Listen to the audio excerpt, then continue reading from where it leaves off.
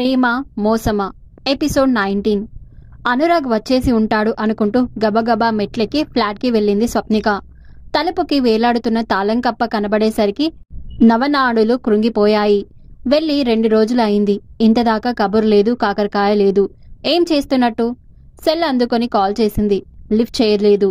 విసుక్కుంటూ సోఫాలో ఒరిగింది. నిద్ర పట్టేసింది. కాలింగ్ బెల్ శబ్దానికి ఉలికిపడి లేచి వెళ్లి తలుపు తీసింది. అనురాగ్ని చూసి ఏమన్నారు అని గుమ్మంలోనే అడిగేసింది. అతడు బదిలివ్వలేదు. లోపలికి వచ్చి షూ విప్పి ఫ్రిడ్జ్ దగ్గరికి వెళ్లి కూలింగ్ వాటర్ తీసుకుని తాగి వచ్చి కూర్చున్నాడు. జవాబు కోసం అసహనంగా ఎదురుచూస్తోంది స్వప్నిక. 1 నెల టైం ఇచ్చారు బాగా ఆలోచించుకోవడానికి అని అన్నాడు.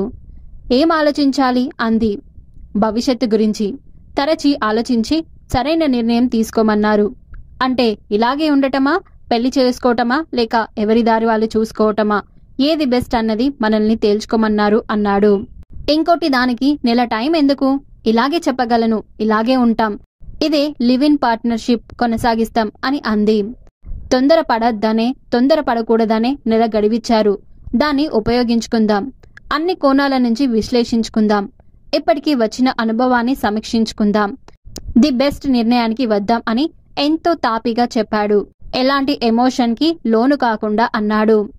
అతడి ధోరణి ఆమెకి నచ్చలేదు. తన అభిప్రాయాన్ని వెంటనే చెప్పాక ఈ సాగదీత ఎందుకో అర్థం కాలేదు. ఇలా అని ఒత్తిడి చేయదలుచుకోలేదు. పెద్దవాళ్ళ గడివిచ్చి పెద్దరికం చాటుకున్నప్పుడు తను తొందరపడటం కుర్రచేష్ట అవుతుందనుకుంది. అయితే ఈ మంత్ మనకి టెస్టింగ్ టైం అన్నమాట అంది స్వప్ని. దానికి తల ఊపాడు. నాలో ఎలాంటి మార్పు రాదు. నా దారి నుంచి అంగుళం కూడా జరగను. నువ్వే చూస్తావుగా అని అంది. ఆ రాత్రి స్వప్నిక నిద్రపోలేదు. ఆలోచిస్తుందనడం కన్నా వ్యూహరచన చేస్తుందనడం సబబు. ఎలాగైనా సరే కడకి ఎమోషనల్ బ్లాక్మెయిలింగ్ చేసి అయినా సరే అనురాగ్ని తనతో ఉండేలా చేయాలి. తమ రిలేషన్ ఇలాగే కొనసాగాలి. తను ఎన్నుకున్న మార్గం అనితర సాధ్యం అనిపించాలి. ఇది ఈగో లేక ఫ్రస్టేజ్ సమస్య కాదు, సహజీవన విధానానికి పరీక్ష. దీనిలో గెలిచి తీరాలి అని అనుకుంది స్వప్ని. గాయత్రి తను చెరో జీవన విధానానికి ప్రతినిధులు. గాయత్రి హ్యాపీగా ఉంది. అర్థం చేసుకుని సహకరించే భర్త, ఆదరిస్తున్న అత్తమామలు, మేము, మాది, మనది అన్న భావమే ఉంది భార్యాభర్తలిద్దరిలోనూ. ఒకరంటే ఒకరికి కొండంత నమ్మకం ఉంది. ఆ జన్మాంతం తోడు నీడగా కలిసి నడుస్తామన్న ధీమా ఉంది. సర్వదేవుళ్ళు రక్షగా ఉంటారన్న భావన ఉంది. పిల్లలకి చక్కని సాంస్కృతిక వారసత్వం ఇచ్చి ఉత్తములని సమాజానికి జత చేస్తామన్న గొప్ప విశ్వాసము ఉంది. వారికి బంధుమిత్రుల ఆదరణ ఉంది. సమాజపు ఆశీస్సులు సంపూర్ణంగా ఉన్నాయి. ఇకపోతే తమది సంతోషకరమైన బంధమే. చిటపటలు లేవు, హెచ్చుతగ్గులు లేవు, ఆజ్ఞలు అణకువలు లేవు, పెత్తనాలు పోజులు లేవు. ఒకరినొకరు గౌరవించుకుంటున్నారు, అభిమానిస్తున్నారు, సహకరించుకుంటున్నారు, అన్ని సమంగా పంచుకుంటున్నారు, ఇష్టానుసారం మసులుతున్నారు. ఆంక్షలు అనేవి లేవు. పూర్తి స్వేచ్ఛని ఆస్వాదిస్తున్నారు. కానీ తమ మధ్య ఉన్నది ఇష్టమే, కోరికే, భౌతిక అవసరమే, ఆకర్షణ బంధమే. అంతే తప్ప దాన్ని ప్రేమ అనలేం. ప్రేమ మరొకరి ఆనందాన్ని కోరుతుంది. ఒకరంటే ఒకరికి ఆపేక్ష, అభిమానం ఉన్నాయి. అవన్నీ సాన్నిహిత్యం వల్ల ఏర్పడినవే. ఒకరి మీద మరొకరికి పూర్తి నమ్మకం ఉందని చెప్పలేం. ఎప్పుడైనా ఎవరైనా జారిపోవచ్చు కనుక అభద్రత ఉంది. బంధుమిత్రులు సహకరించట్లేదు సరికదా, తిన్నగా బతకనీయకుండా సమస్యలు సృష్టిస్తున్నారు. ఆందోళన ఉంది. అంచేత పిల్లల గురించి, సమాజం గురించి ఆలోచించే స్థితిలోనే లేరు. నేను, నాది అన్న లెక్కలే తమ మధ్య తిష్టవేసి కూర్చున్నాయి. తాము వ్యక్తి సుఖాన్ని, వ్యక్తి స్వేచ్ఛని, వ్యక్తి మనుగడని కోరుకుంటున్నాము. ఒక్క ముక్కలు చెప్పాలంటే తాము భౌతికంగా కలిసి ఉంటున్నాం తప్ప మానసికంగా కాదు. పెళ్ళైన సహజీవనమైన స్థిరంగా దృఢంగా నిలబడాలంటే ఆడమగ మధ్య గల బంధం బలంగా ఉండాలి. అది ప్రేమ బంధమా, మానసిక బంధమా, విశ్వాస బంధమా, మరోటా అన్నది అప్రస్తుతం. కాని ఒకరిని విడిచి ఒకరు విడువలేనంత పటిష్టంగా ఉండాలి. దానిమీదే వారి దాంపత్యం, సంసారం సమస్తం ఆధారపడి ఉంటాయి. అంచేత ఆ దిశగా తను పావులు కదపాలి. అనురాగ్ని ఆకట్టుకోవాలి, అలరించాలి, ఆత్మీయత పెంచాలి, తమ అనుబంధం శాశ్వతం అన్న భావన కల్పించాలి. అవసరమైతే తను ఓ మెట్టు దిగి వచ్చి అయినా సరే లక్ష్యాన్ని సాధించాలి. దీని సర్దుబాటు అనకూడదు. దాసోహం అనడం కాదు. నమ్మకాలని పక్కన పెట్టడమూ కాదు. విజయ సాధనకి అవలంబిస్తున్న ఎత్తుగడ అంతే. అనుకోగానే స్వప్నికకి ఎంతో తృప్తిగా అనిపించింది. ఆ విషయానికి వచ్చేసరికి గెలిచినంత సంబరపడిపోయింది. హాయిగా ఎలాంటి శంకలు లేకుండా నిశ్చింతగా నిద్రపోయింది. ఆ మర్నాటి నుంచి కొత్తగా మారిపోయింది స్వప్ని. ఉదయం లేవగానే కిస్ చేస్తుంది. అతడు లేచి రాగానే నవ్వుతూ విష్ చేస్తుంది. నిద్ర బాగా పట్టిందా అని అడుగుతోంది. అతడి అవసరాలు ఇష్టాల గురించి ఎక్కువ శ్రద్ధ తీసుకుంటుంది. అతడు చేస్తున్న పనిని సహాయాన్ని మెచ్చుకుంటుంది. భవిష్యత్తు గురించి కెరీర్ గురించి చర్చిస్తోంది. గొప్పగా ఊహల్ని అతడి కళ్ళ ముందు ఆవిష్కరిస్తుంది. తమ కంటే లెక్కలు ఎక్కువ కాదనేసింది. తమ బంధంలో నష్టలాభాల గోల వద్దంది. ఎవరికి తోచినట్టు వాళ్ళు ఖర్చు పెడదామన్నది. అంతా మనదే కదా అన్నట్టుగా వ్యవహరిస్తుంది. బంధుమిత్రులతో సంబంధాలు పెంచుకుందామంటూ అతడి తల్లితో, వదినతో, సోదరితో ఫోన్లో మాట్లాడుతుంది. తన వారితో మాట్లాడింపజేస్తుంది. ఏం చేసినా కలిసి చేయడానికి ప్రాధాన్యతను ఇస్తుంది. కవిత్వం రాయమని ప్రోత్సహిస్తుంది. రాసిందాన్ని వినిపించుకొని పొగుడుతుంది. చక్కని కవిత్వ పుస్తకాలు కొని బహుకరిస్తుంది. రాసుకోవడానికి అని పైన కుర్చీ కొన్నది.